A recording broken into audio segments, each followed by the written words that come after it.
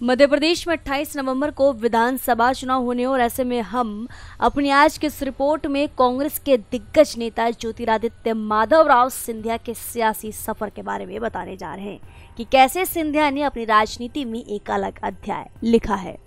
ज्योतिरादित्य का जन्म 1 जनवरी 1971 को बॉम्बे महाराष्ट्र में हुआ था। वैसे ज्योतिरादित्य ग्वालियर मध्य प्रदेश के हैं। इनकी स्कूली शिक्षा कैंपेन स्कूल भोपाल से हुई थी और वहीं ददून स्कूल देहरादून से भी हुई है।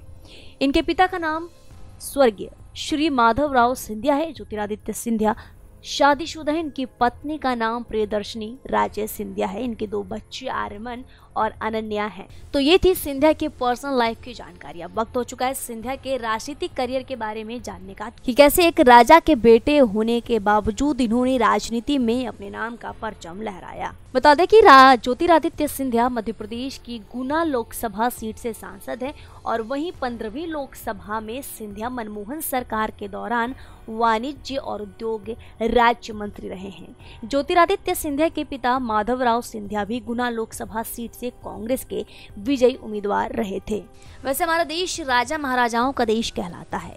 यहाँ रियासत भी थी, यहाँ सियासत भी थी, लेकिन अब वक्त के साथ जिस तरीके से अब आधुनिक समय आ गया है उस हिसाब से अब जनता के दिल पर राज्य करने के लिए सियासत बहुत ज़रूरी है और राजनीति ही एक ऐसा रास्ता है जिससे जनता के दिल को छुआ जा सकता है। सिंधिया के पिता माधवराव के निधन होने के बाद ज्योतिरादित्य सिंधिया ने इस रियासत को संभाला है और राज किया, अपनी प्रजा को खुश रखा। फिर क्या था, यहीं से राजनीति में आना भी शुरू हुआ और ऐसे आए कि कांग्रेस के जाने माने दिग्गज नेताओं में से एक कहे जाने लग गए। बताते चले कि महाराजा कहे जाने वाले ज्योतिरादित्य सिंधिया को महाराजा की पदवी और राजनीतिक क्षेत्र उनके पिता की मृत्यु के बाद मिला। उनके पिता गुना संसदीय क्षेत्र से कांग्रेस के सांसद रहे थे और आज गुना सीट से ज्योतिरादित्य सिंधिया सांसद हैं। ज्योतिरादित्य सिंधिया के पिता माधवराव सिंधिया कांग्रेस सरकार में कई मंत्रालयों में मंत्री भी रहे थे। तो चलिए अब आपको इनकी पत्नी के बारे में थोड़ा बताते हैं। प्रियदर्शनी राजेश सिंधिया बरोड़ा के गायकवाड़ परिवार की राजकुमारी हैं। उनके पिता कुमार संग्राम सिंह गायकवाड़ बरोड़ा का आखिरी शासक प्रताप सिंह गायकवाड़ के बेटे हैं। इनकी मां नेपाल के राजघराने से ताल्लुक रखती हैं। ज्योतिरादित्य की पत्नी साल 2012 में भारत की 50 सुंदर महिलाओं में से एक रह चुकी हैं और 1991 में इन दोनों की मुलाकात हुई थी और ये मुलाकात प्यार में कब तब्दील हो गई इसका पता ही नहीं चला। बता दें ये मुलाकात शादी में बदल गई और दोनों ने 12 दिसंबर 1994 को शादी की थी और दोनों की आज 2 बच्चे हैं, एक महान आर्यमान और दूसरी है बेटी अनन्या सिंधिया।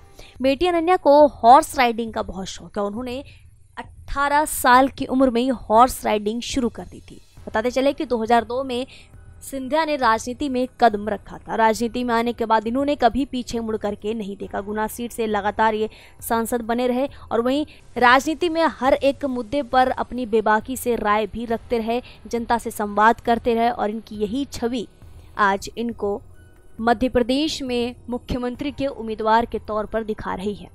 अगर आज मध्य प्रदेश में कांग्रेस के दिग्गज नेताओं में से किसी को माना जाए तो कमलनाथ के बाद ज्योतिरादित्य सिंधिया का नाम भी सामने आता है कि जो शिवराज सिंह को टक्कर दे सके।